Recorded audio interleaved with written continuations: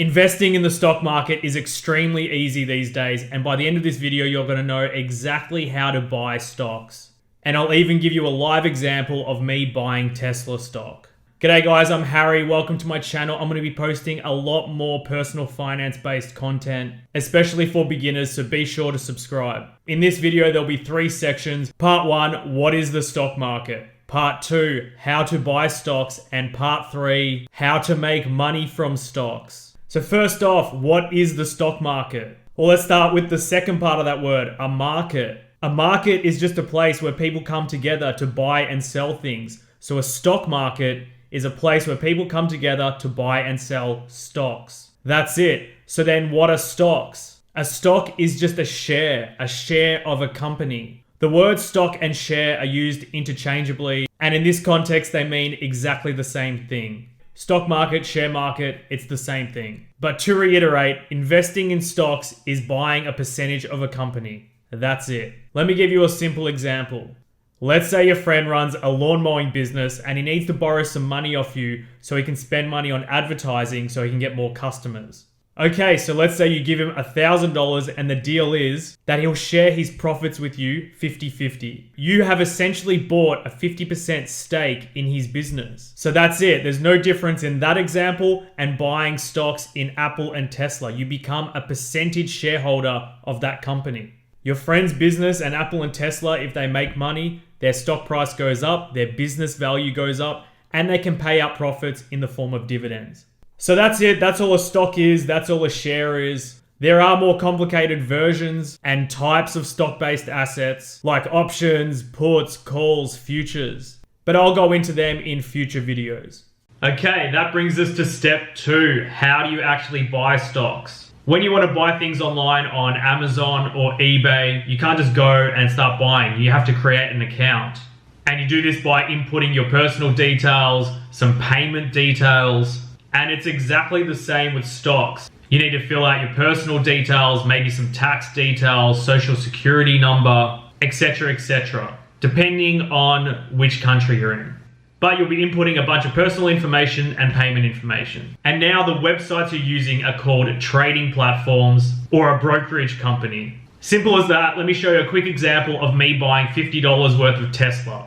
In this example, I'm using eToro. It's not the best platform. It has its pros, it has its cons, but it's quite a simple platform to use, and it's a good example to show you how easy it is to invest in the stock market. So step 1, make an account. I already have an account. Very easy. You can make it using your Apple ID, or you can just sign up as normal with an email and your personal details. Step 2 is to fund your account. So here we click deposit funds, and there are plenty of options with funding your account: credit card, debit card, PayPal, bank transfer, etc. And you can do a minimum of $50 USD.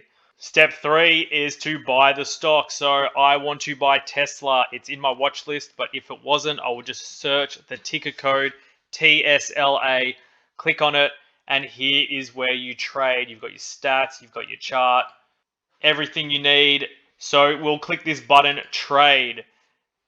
Now, a lot of people on my TikTok have been saying you can't buy $250 worth of a Tesla stock. While it's true you can't buy one stock for Tesla, you can take a position with a minimum of $50. There you go, $50 will buy you 0.06 units of Tesla.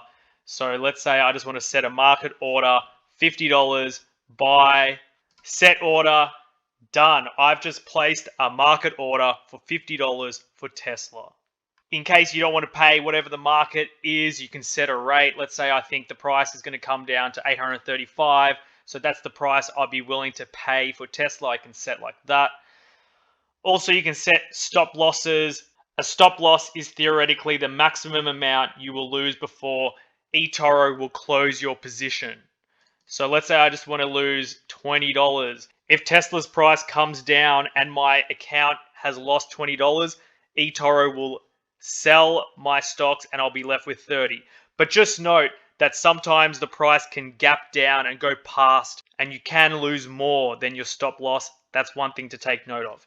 On the other side, you can also set a take profit In this example, if my position is in profit of $500, eToro will automatically close my position and I'll have $500 profit locked in. You can also do leverage, but we will leave that example for another day. And that is it. That is as easy as it gets. I've just bought $50 of Tesla in 1 minute. That's how simple it is to invest in the stock market. That is it. Simple as that. Depending on which website you use, and if you want to find the best trading platform, it's best to Google your country and best trading platforms. I know this week there's been a lot of issues around Robinhood, eToro, and other platforms that are limited restrictions on certain stocks. So you might want to research into that and look at the platforms that didn't limit restriction. Another thing to be aware of is when you're investing in stocks, with some trading platforms, you actually become the holder of that piece of paper that says you're a part owner in that company. So if that trading platform goes bust, you still have the stocks. Other companies will invest on your behalf. So when you invest your money, they're holding the share on your behalf. So there is a risk that if that company goes bust, you might not be able to recoup your actual ownership of those shares. Something to be aware of. It's very unlikely to happen, and if you're only investing a little bit of money or starting out, nothing you should really worry about. If you are investing a lot more money, then you probably should look into platforms where you become the owner directly of the shares. For example, in Australia, we have CommSec, NAB Trade, Selfwealth. When you buy the shares, they're CHESS sponsored, which means the ownership details are held off the platform. And if the platform goes, you still have the shares, and you can even transfer shares across different platforms. With other trading platforms like eToro, Plus 500, a few others, you own the shares indirectly through those trading platforms. That's why with those platforms, you can buy fractions of shares. You don't have to buy whole numbers of shares. Again, just something to be aware of, especially if you're putting a lot of money in.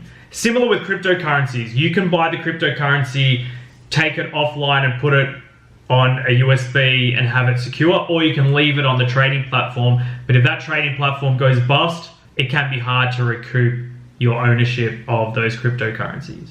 Next is part 3, how to actually make money from buying stocks and investing in the stock market. Well, there's a simple rule. If you follow this rule, you'll always make money. Buy low, sell high. Simple as that. If you buy a share and it's low, it goes up in value, you sell it when it's high, you make the profit. But then how do you know when you're buying it low and when you're selling it high? That's the key. So first thing is stock choice. Are you investing in a good company? If a company performs well, if it has good future prospects, if it's reinvesting, if it's in an industry that's doing well, the price is likely to go up over the next few years.